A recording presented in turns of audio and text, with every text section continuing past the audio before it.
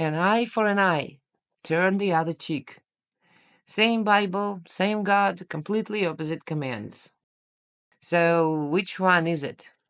Should we retaliate or should we submit? Or maybe the real answer is you weren't supposed to ask.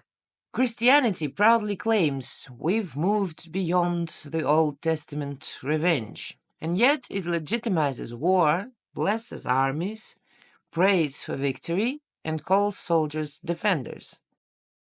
Are you sure turn the other cheek applies to your government too? Or just to you when someone hits you and you're told not to fight back?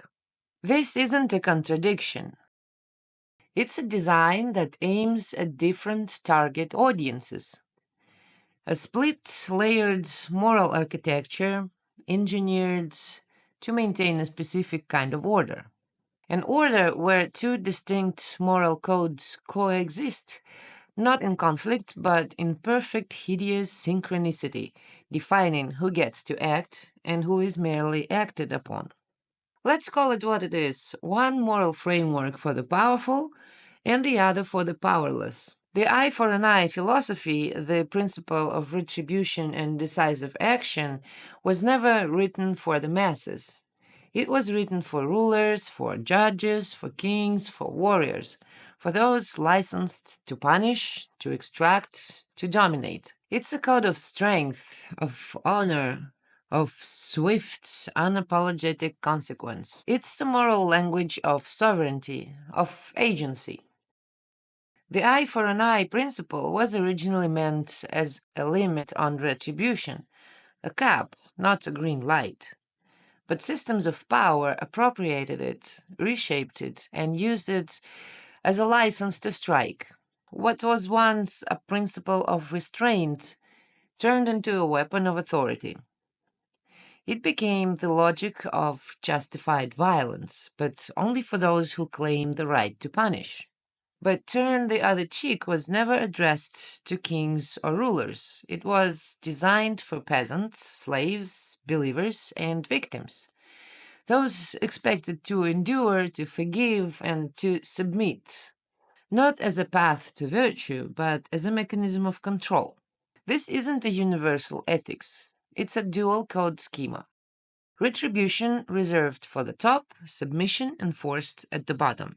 And this pattern didn't stay confined to ancient scriptures. It's the very operating system of every hierarchical structure you inhabit. You see it in modern justice. Police defend honor, courts punish wrong, armies strike back. They claim the right to violence, to judgment, to retaliation, and when their authority is challenged, they don't turn the other cheek. They escalate, apply pressure, and deploy force. But you, the civilian, you're told, don't escalate. Be the bigger person. Forgive and forget. Rise above it. Don't let anger consume you. Same system, different rules. And it's not just institutional power. The same asymmetry plays out in personal hierarchies too, in families, relationships, workplaces. Toxic parents invoke respect while ridiculing their children. Narcissistic partners demand forgiveness after cruelty. Abusers call it love. The same double-code logic, authority grants itself the right to judge, punish, and manipulate, while demanding patience, silence, and obedience from those below. It's not justice, it's leverage. Try playing by the top rules from the bottom. Speak with authority, and they'll call you arrogant. Set boundaries, and they'll say you're difficult. Assert your needs, and suddenly you're selfish, toxic, unstable.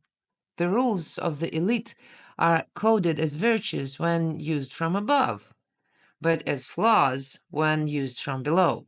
It's not about values, it's about control. The moment you're born, the system starts assigning your moral framework.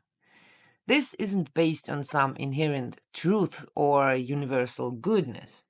It's based entirely on where you are on the power map.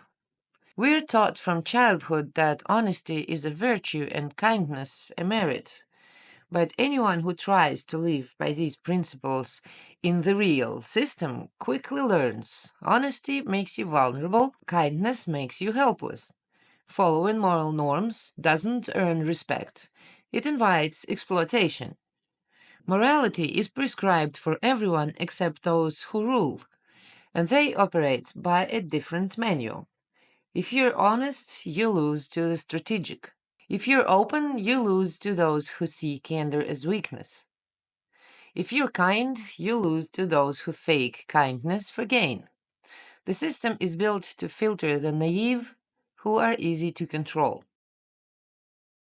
Someone might say, but morality holds society together. Without it, we'd have chaos. That sounds right until you notice whose morality we're talking about. Real ethics are protective, they prevent harm. But what you've been taught is not protection, it's pacification. It protects the system, not the person. The moment your decency threatens power, they'll call it rebellion. The moment your honesty exposes a lie, they'll call it extremism. The system doesn't fear immorality, it fears independent ethics. The world was fed religious morality not as true ethics, but as a tool of subjugation. Live by the commandments, the system says, but it lives by Machiavelli. From below, forgiveness, humility, patience. From above, control, manipulation, fear management. This isn't a glitch, it's the design. The higher you climb the hierarchy, the less anyone believes in morality. Up there, it's the law of strength, influence, pressure. The lower you stand, the more moral behavior is demanded, because in this construct, morality isn't universal, it's rank distributed. It's not a virtue, it's an access system. This schizophrenic architecture is a hallmark of an infected civilization. It demands you to be kind so you can be used, honest so you can be managed, open so you can be scanned.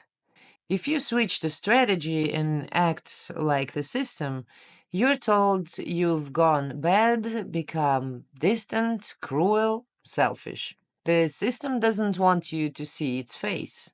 It needs pawns, not players. You are taught to lose with dignity. You're programmed to believe that accepting defeat with grace makes you morally superior. So you won't resist, retaliate, or question the structure that demands your submission. Religious texts, often revered as sources of timeless moral truth, didn't invent this duality.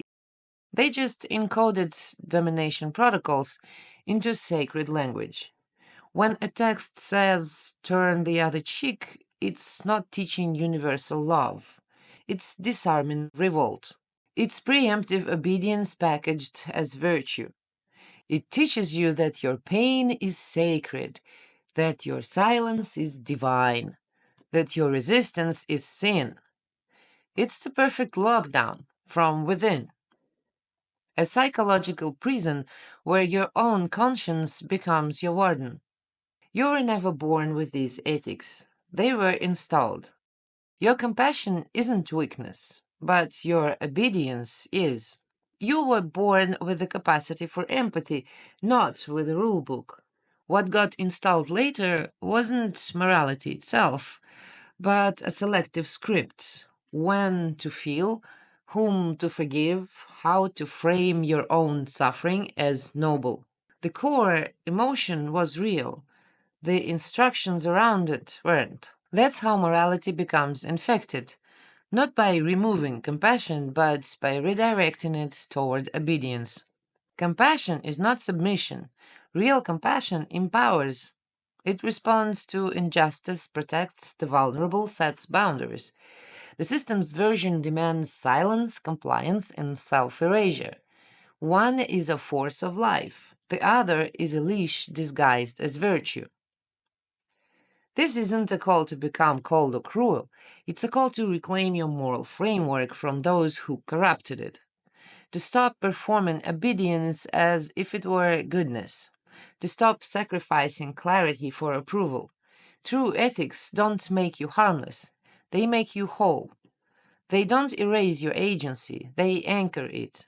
And once you truly see that the command to turn the other cheek is not a divine truth, but a calculated directive, not a moral ideal, but a strategic tool of control, you gain the clarity to define your own moral framework, one that is not designed to make you acceptable, but to make you free.